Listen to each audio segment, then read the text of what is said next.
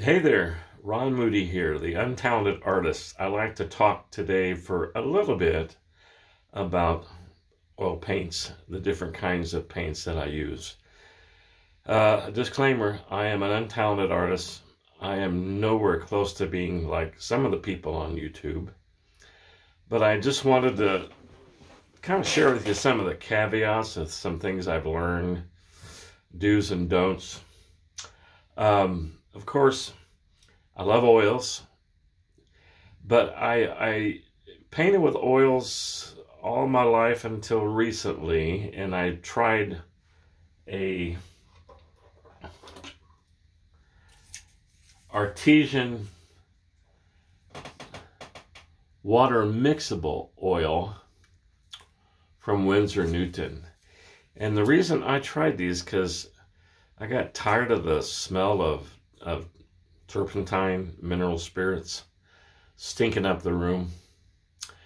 And I got tired of, cleaning the brushes out with mineral spirits. So a few years ago, I started painting with these artesian brand water mixable oil colors. They're nice. I like the fact that you really can mix them with water. You can wash your brushes clean with soap and water. But what's amazing is you can wash your brushes clean with mineral spirits, low odor mineral spirits, as well as regular mineral spirits. So it's amazing what you can do here. Now, the one thing you can't do with these, if you get a standard oil paint, like this Gambling magenta, and this is not a water mixable paint. You can mix this with the water mixable Winsor Newton paints just fine, and everything for me seems to be okay. But now once you mix these with the water mixable paints, oil with water mixable, you must clean your brushes out with mineral spirits again. You can't just soap and water them. You can just to a certain extent, but it doesn't work very well. So lately I've been painting without conscience of what I'm using, and I just clean everything once again with mineral spirits, turpentine, low odor. And they seem to work pretty well. Another drawback to the water mixable Winsor Newton paints is that, let's say you want to expedite the drying time for whatever reason. They have materials out there, media that you can use.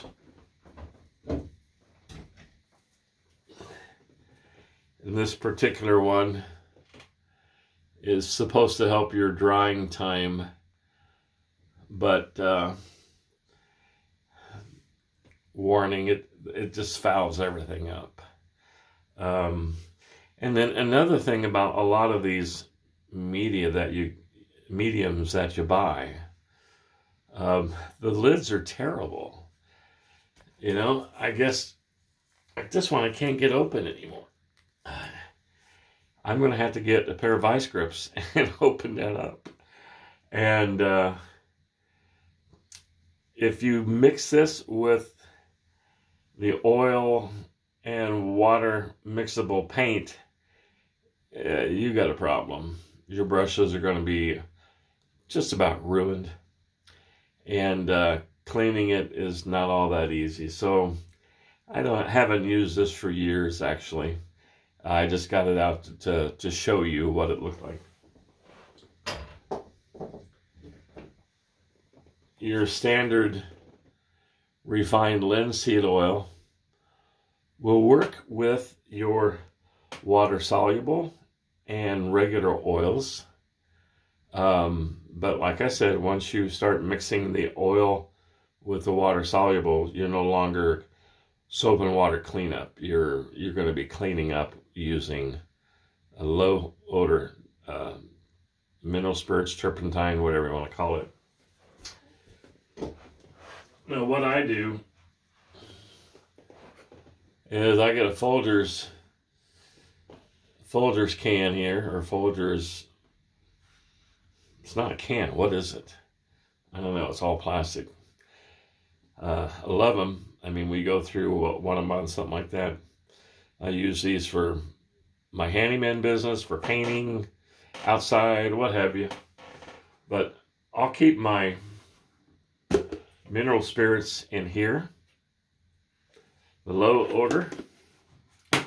And then once you use it, clean your brushes up, and you pour it back in a container like this, let it sit. The paint will settle to the bottom, and you can pour off the good mineral spirits again. And you can make your mineral spirits last a long time when cleaning your brushes and your palette off. I wanted to show you something here that years ago I ordered some really low-priced oil paints over the internet, and they came. I was all excited, and then when I opened them up, they're called Soft Body Dynamic Distraction, and this one's Gladiator Gold, and they're all made in China. And when I opened these tubes up, they were, no joke, they're half air.